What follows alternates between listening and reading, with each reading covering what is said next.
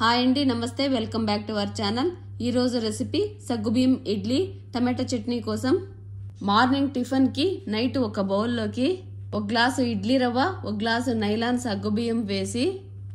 నీళ్లు పోసి బాగా 2 సార్లు కడిగిన తర్వాత ఒక కాటన్ క్లాత్ లో వేసుకొని వాటర్ అంతా పిండేసి ఒక గ్లాసు ఇడ్లీ రవ్వ, ఒక గ్లాసు సగ్గుబియ్యంకి 2 గ్లాసులు పెరుగు వేసి చేతితోనే బాగా కలిపి మూత పెట్టి నైట్ అంతా పులిసిన తర్వాత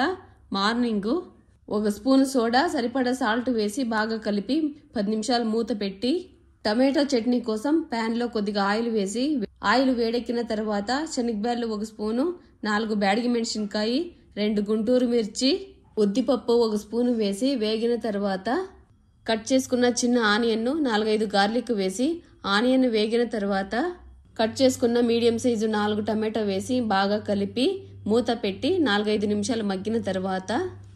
అర్ధం నిమ్మకాయ సైజు చింతపండు, కొద్దిగా కొత్తిమీర, పుదీనా, సరిపడా సాల్ట్ వేసి బాగా కలిపి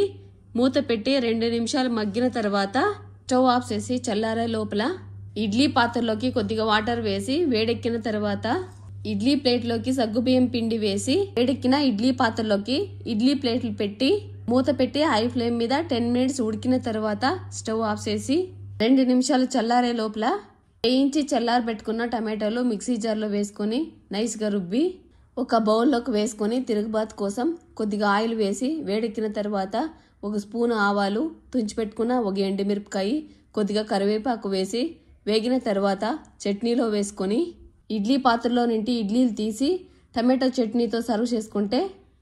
సగ్గుబియ్యం ఇడ్లీ టమాటో చట్నీ రెడీ.